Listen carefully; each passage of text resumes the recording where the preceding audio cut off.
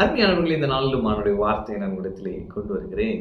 அப்போஸ்தலர் 16 பாருங்களேன், 25ஆம் வசனத்திலிருந்து நான் படிக்கிறேன். நடுராத்திரியிலே பவுலும் சீலாவும் ஜெபம் பண்ணி தேவனை துதித்து பாடினார்கள். காவலில் வைக்கப்பட்டவர்கள் அதை கேட்டுக்கொண்டிருந்தார்கள். சடுதியிலே சிறைச்சாலையின் அஸ்திபாரங்கள் அசையும்படியாக பூமி மிகவும் அதிர்ந்தது. உடனே சடுதியா அடுத்து உடனே கதவுகளெல்லாம் திறவுண்டது. எல்லோருடைய கட்டுகளும் கலன்று போயிற்று. சிறைச்சாலைக்காரன் நித்திரை தெளிந்து சிறைச்சாலையின் கதவுகள் திறந்திருக்கிறதை கண்டு கட்டுண்டவர்கள் ஓடி போனார்கள் என்று எண்ணி. அப்ப நான் சொல்றேன், இன்னைக்கு உங்களுக்கு ஒரு பிரேக் த்ரூ நடக்க போகுது. சடன்லியா நடக்க போகுது, சடுதியா நடக்க போகுது, திடீர்னு நடக்க போகுது, உடனே நடக்க போகுது.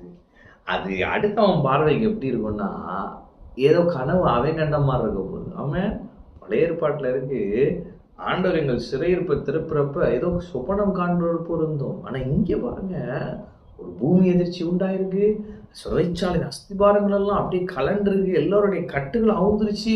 ஆனால் சிறைச்சாலைக்காரன் பாருங்க நித்திரை தெளிந்து அவன் தூங்கிட்டு இருந்திருக்கான். என்னடா அதை சத்தம் கேட்குது பார்க்குறான், எல்லாம் அப்படி மாறிடுச்சு. அப்போ நான் சொல்கிறேன், யார் உங்களை கட்டி வச்சிருக்கிறாங்களோ, யார் உங்கள் மேலே அதிகாரம் செலுத்திட்டு இருக்காங்களோ, அவங்க தூங்குற மாதிரி நேரத்தில் கர்த்தர் உங்களுக்கு அற்புதம் செஞ்சிருவாரு. அவன் நினைச்சு கூட பார்த்துருக்க மாட்டான் நீங்கள் விடுதலை ஆயிருவீங்க. அவன் நினைச்சு கூட பார்த்துருக்க மாட்டான் நீங்கள் வெளியே வந்துடுவீங்க. அவன் நினைச்சு கூட பார்த்துருக்க மாட்டான் நீங்கள் மேலே போயிடுவீங்க. அவன் நீங்கள் கர்த்தருடைய பிரசன்னத்தில் இருக்கிறபடியால் அவர் உங்களை மேலே மேன்மையின் மேல் மேன்மையாக வைத்து கொண்டே இருப்பார். நீங்கள் உயர பறந்துட்டே இருப்பீங்க.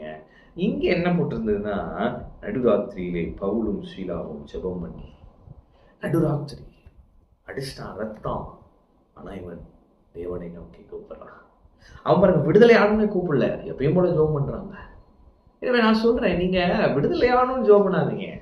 வெளியே வரணுமே அதையே நினச்சிட்டு இருக்காம, எப்பயும் போல ஆண்டவரே நீ நல்லவர், ஆண்டவரே நீர் வல்லவர், நீ எவ்வளவு பெரிய தேவன், அவரை குறித்து உங்கள் மனதிலே உங்கள் இருதயத்திலே அப்படியே அவரை குறித்த காரியங்களை தியானிக்க ஆட்டோமேட்டிக்கா சில நன்மைகள் நடக்கிறது, ஆட்டோமேட்டிக்கா சில அற்புதங்கள் நடக்கிறது, அதுவாகவே பெரிய பெரிய காரியங்கள் அப்படியே நடக்க ஆரம்பிக்கிறது.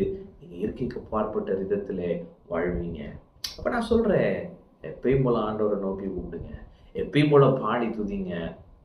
நீங்க நினைச்சிராத பல அற்புதங்கள் நடக்கும். இங்க போட்டிருக்கு சடுதியிலே உடனே. அப்ப நான் சொல்லுகிறேன், இன்னைக்கு சடுதியாய் சில நல்ல காரியங்கள் நடக்க போகிறது. சடுதியாய் தேவன் உங்களை விடுதலையாக்க போகிறார். சடுதியாய் உங்களை தேடி உங்களுடைய வெற்றி வரப்போகிறது. உடனே கதவுகள் எல்லாம் திறவுண்டது. அடைப்பட்ட கதவுகள் எதுவாக இருந்தாலும் சரி, நான் சொல்லுகிறேன், உடனே அது இயேசுவின் நாமத்திலே இன்று திறக்கும். உடனே திறவுண்டது இயேசுவின் நாமத்தினாலே. உடனே உங்களுக்கு வாசல்கள் திறக்கும். கர்த்தர் பெரிய காரியங்களை செய்வார். உங்கள் சத்துருக்கள் நித்திரை செய்கிற நேரத்தில் கர்த்தர் உங்களை விடுவிப்பார். பெரிய காரியங்களை செய்வார். இன்று சடுதியான அற்புதம் இயேசுவின் நாமத்தில். ஆமென். கர்த்தர் உங்களோடு இருக்கிறார். கர்த்தர் உங்களை ஆசீர்வதிப்பார்.